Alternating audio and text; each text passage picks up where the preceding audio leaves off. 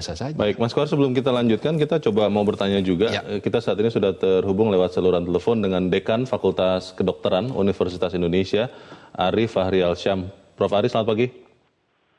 Ya, selamat pagi, Mas.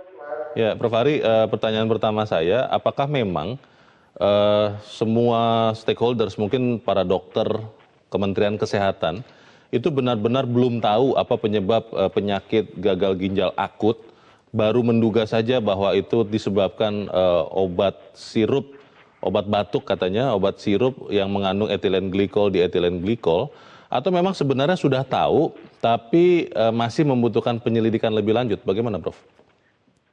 Ya kan begini ya, kalau kita kan yang ada di lapangan tentu melihat sejak Agustus, seperti yang juga disampaikan oleh Kementerian Kesehatan, kita temukan ada kasus-kasus kasus-kasus anak dengan gagal ginjal akut yang tidak, yang peningkatannya itu tidak seperti saat ini sebelumnya. Itu kan kita sudah menganalisa, teman-teman di lapangan sudah melihat ada sesuatu nih kan gitu.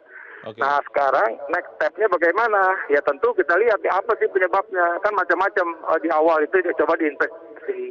Sampai akhirnya dan juga kebetulan di Gambia terjadi hal yang sama, ternyata ini berhubungan dengan adanya etilen glikol pada paracetamol. Dan dari informasi Kementerian Kesehatan terakhir pun itu kan juga memang diduga sebagai penyebabnya, baik ketika sampel yang diperiksa dari pasien yang memang baru menggunakan obat tersebut, ya kemudian juga dari kasus-kasus yang ada. Demikian, Mas. Prof. Ari, ini etilen glikol dan dietilen glikol dalam obat itu apakah memang biasa ada di obat batuk bagi anak-anak yang dibuat di Indonesia, atau memang ini adalah obat yang datang dari Gambia? Karena sebelum bulan Agustus ini kan mungkin tidak ada peristiwa seperti ini. Bagaimana, Prof? Iya betul. Kalau yang Gambia saya rasa sudah diklarifikasi oleh Badan POM bahwa produk ini kan yang Gambia itu berdasarkan dari produk yang diproduksi di India, itu produk itu tidak masuk di Indonesia. Tapi memang di dalam tidak masuk. Dalam informasi memang ada kadar yang ada gitu ya, tapi tidak tinggi yang menyebabkan gagal ginjal. Memang kan ini sebagai pembawa ya, kita bilang pembawa dari paracetamol tersebut. Cuman memang ternyata ditemukan hubungan gitu ya, ada kemungkinan ini memang jumlah kasusnya lebih tinggi dibandingkan yang seharusnya, demikian.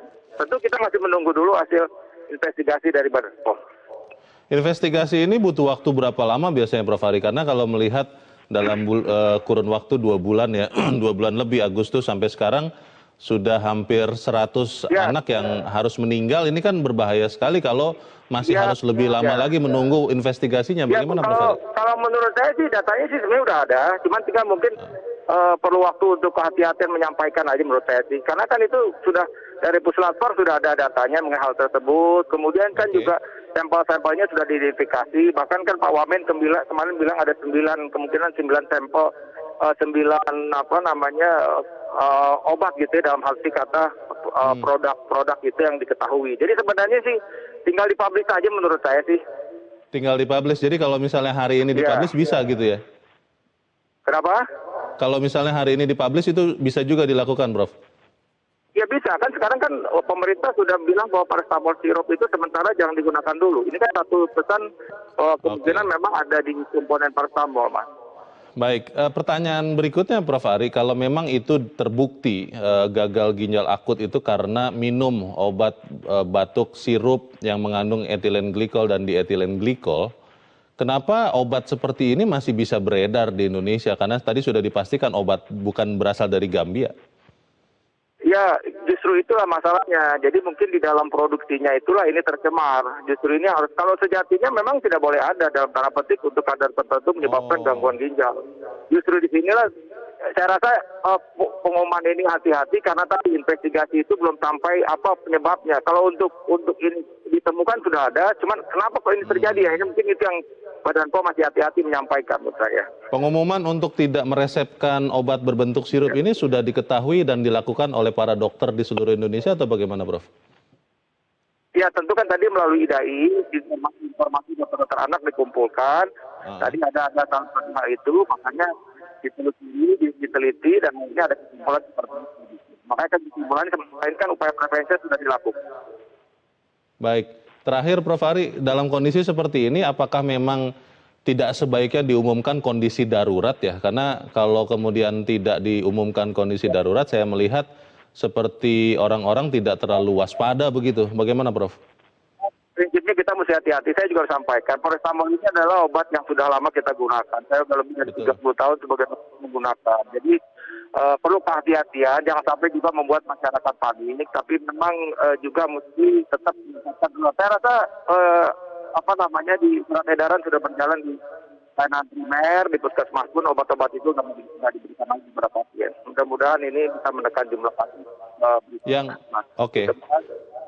Prof. Ari, nanti yang akan mengumumkan, memastikan kondisi ini siapa Prof? Apakah Kementerian Kesehatan atau Badan POM atau siapa? Otoritas peredaran obat di Indonesia adalah Badan POM, jadi kita tunggu Badan POM. Kita tunggu Badan POM. Baik. Terima kasih untuk pencerahan dari Dekan Fakultas Kedokteran Universitas Indonesia, Ari Fahri Alsyam. Selamat pagi, Prof. Ari.